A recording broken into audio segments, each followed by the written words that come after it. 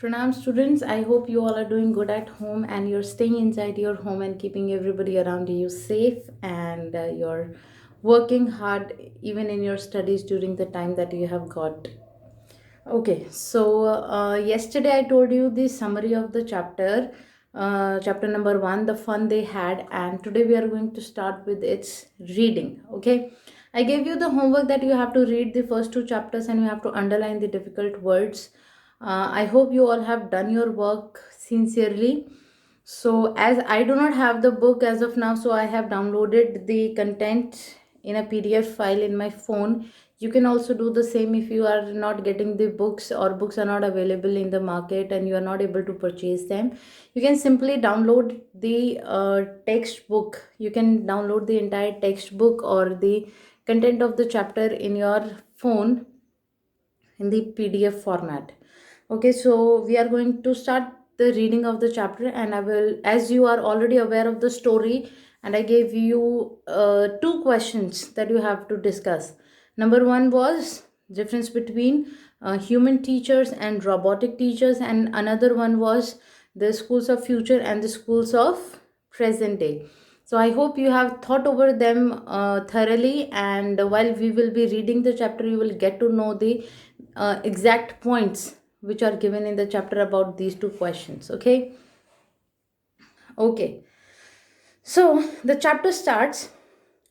Margie even wrote about it that night in her diary on the page headed 17th May 2157. She wrote, "Today, Tommy found a real book." Now, I told you yesterday that it was kind of a diary entry जो मार्जी ने लिखी थी और उस date भी उसने उसके ऊपर मेंशन की थी और वो थी 17 मई 2157. ओके, एंड उसके अंदर उसने लिखा कि आज टॉमी को एक रियल बुक मिली. Now I told you the difference between a real book and the book they were using a digital book and the book they had found was a real printed book जो हम आज के time पर use करते हैं. ठीक है, it was a very old book. Marchie's grandfather once said that when he was a little boy, his grandfather told him that there was a time when all stories were printed on paper. अब मार्जी को याद आता है कि एक बार उसके grandfather ने बताया था कि उनके ग्रेट ग्रैंडफादर जब छोटे थे वो प्रिंटेड बुक्स का इस्तेमाल करते थे पढ़ने के लिए instead of having the digital books. They turned the pages, which were yellow and crinkly, and it was awfully funny to read words that stood still instead of moving the way they were supposed to on a screen. Now, she's comparing the printed book with a digital book. She's saying that it was very funny to read words जो एक ही जगह पर stable थे because they were habitual of reading from the digital books where words kept on moving. तो उनको उसी तरीके से पढ़ने की आदत थी डिजिटल स्क्रीन के ऊपर, लेकिन यहाँ पर उनके पास एक रियल बुक थी जिसके पेजेस जो है वो बहुत ही क्रिस्प और बहुत ही येलो कलर के थे और उनके ऊपर वर्ड्स जो वो स्टेबल थे, प्रिंटेड थे, they were not moving. So basically this was the first point where she basically compared the first old books with the new digital books that they were habitual of reading.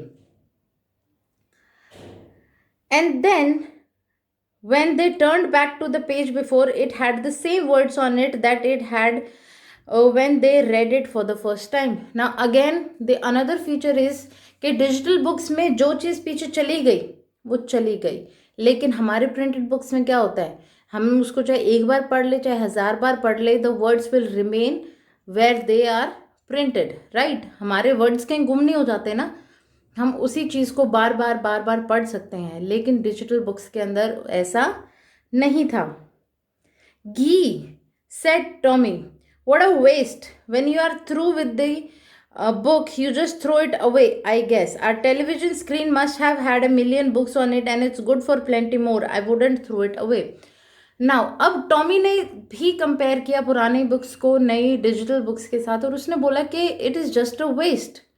आपने एक बार उस book को पढ़ लिया और फिर आप क्या करते हो, उसको रद्दी में दे देते हो, उसको फेंक देते हो, बिकॉज वो आपके यूज़ की नहीं रही, आपने एक बार पढ़ लिया तो.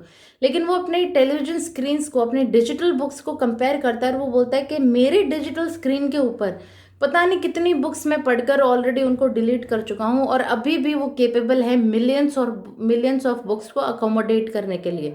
सो बेसिकली वो ये चीज़ बता रहा है कि printed books were a waste, लेकिन उनके जो डिजिटल बुक्स हैं they are very futuristic books, और इसीलिए उनको हम बार बार रीयूज कर सकते हैं।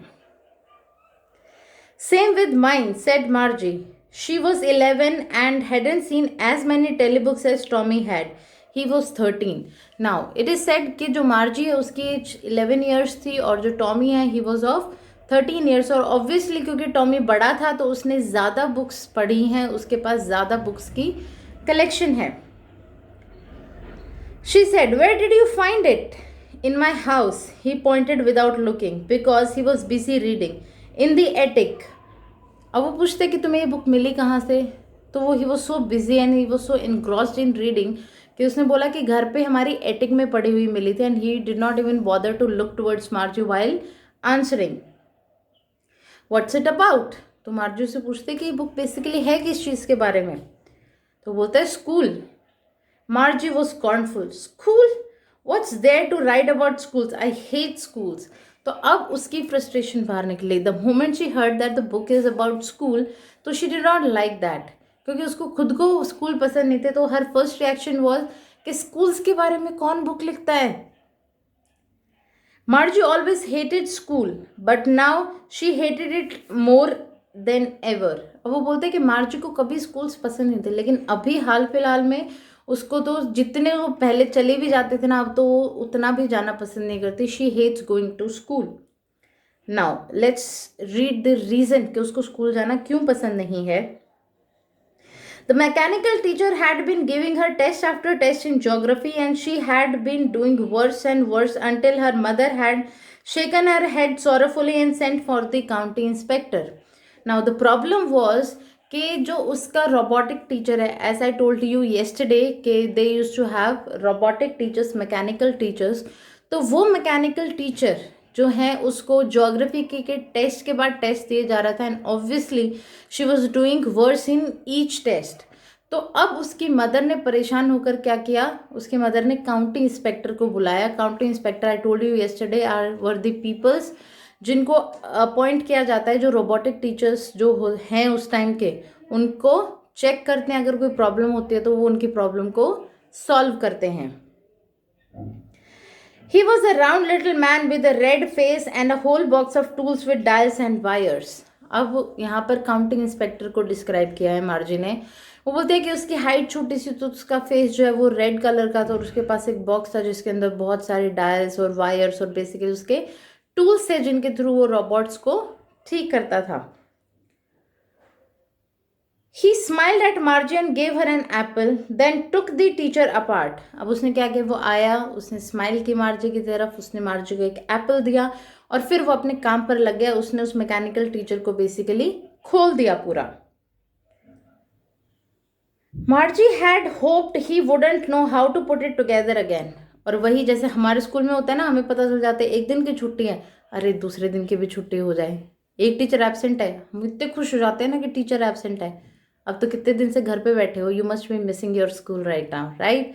The same was happening with मार्जी कि जब उसके मैकेनिकल